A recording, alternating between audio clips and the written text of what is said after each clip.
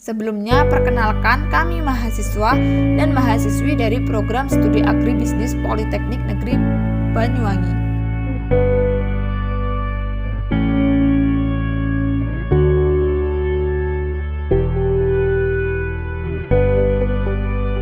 Kita akan membahas mengenai permasalahan-permasalahan yang ada pada PT Indofood Sukses Makmur Tbk dan PT Semen Indonesia, dan juga solusi apa kira-kira yang harus dilakukan untuk menangani permasalahan yang ada pada perusahaan tersebut.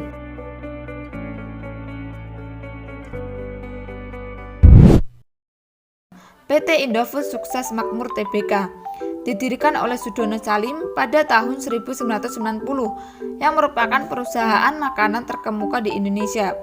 Dengan produk andalannya yaitu Indomie didaulat sebagai produk terpopuler di Indonesia dan nomor 7 di dunia yang memiliki pangsa pasar hingga ke mancanegara.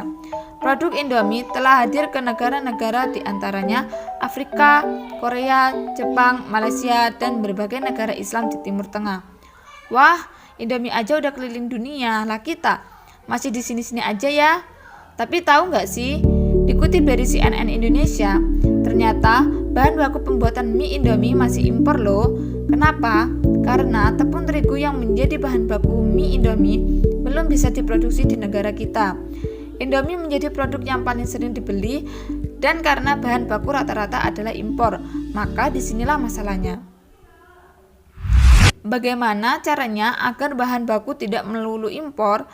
Kami mencoba menganalisis faktor penyebab terjadinya masalah tersebut. Yang pertama, lahan di Indonesia mayoritas lahan masih terfokus pada produksi tanaman pangan. Yang kedua, perusahaan tidak berani mengambil resiko untuk mencari bahan substitusi gandum atau tepung terigu karena takut dapat merubah cita rasa produk Indomie. Dan ketiga, pemerintah kurangnya kesadaran terhadap bahan baku yang sering sekali kita impor. Ketiga faktor ini menjadi masalah yang serius di negara kita. Lalu, dari ketiga faktor ini, yang harus kita lakukan dalam mengatasi hal tersebut adalah 1. Memperluas lahan untuk ditanami gandum sebagai bahan baku pembuatan tepung terigu. Dengan begitu, kita bisa memproduksinya sendiri. Yang kedua, perusahaan harus berani melakukan kreasi dan inovasi dalam upaya untuk menekan tingginya tingkat ketergantungan terhadap tepung terigu dengan mencari alternatif pengganti terigu. Yang ketiga, pemerintah harus mulai melakukan tindakan baik dalam kebijakan maupun berinovasi dalam hal impor, seperti aturan batasan untuk melakukan impor, melakukan edukasi terhadap masyarakat, khususnya kepada anak muda, mengatasi persoalan lahan, petani, produksi pertanian dari hulu hingga ke hilir. Semua itu sangat perlu dilakukan. Kalau tidak mau, sampai kapan kita memiliki ketergantungan terhadap bahan baku secara terus-menerus? Mari bergerak bersama. Persemenan terbesar di Indonesia, PT Semen Indonesia hadir dan berdiri kokoh menjadi penopang bagi sarana infrastruktur di Indonesia. Produk semen dengan merek Semen Gresik, Semen Padang, Semen Tonasa, Tanglor Semen telah membuktikan kualitasnya. Segenap produk yang berkualitas menjadikan Semen Indonesia tak hanya menjadi andalan di tanah air, namun berhasil menguatkan jaringan pemasaran yang kuat dengan mengekspor produk ke beberapa negara Asia Tenggara, Asia Timur, Asia Tengah, Australia, hingga ke Afrika. Persebaran Semen Indonesia yang tak hanya mencakup dalam negeri ini kembali menegaskan dan menguatkan peran perusahaan dalam ekonomi nasional.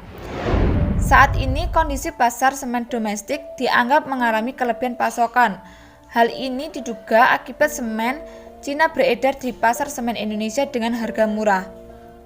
Pada situs jual beli online, misal harga semen lokal berkisar pada harga Rp51.000, sedangkan harga semen Cina berkisar Rp34.000.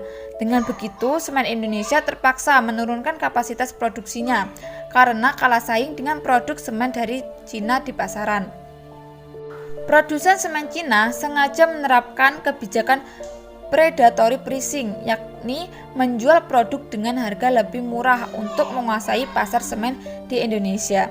Tentu ini sangat merugikan bagi produk semen Indonesia.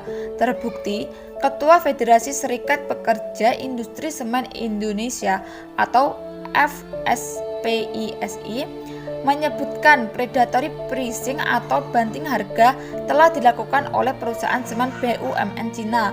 Cox sudah membuat PT Holcim Indonesia gulung tikar.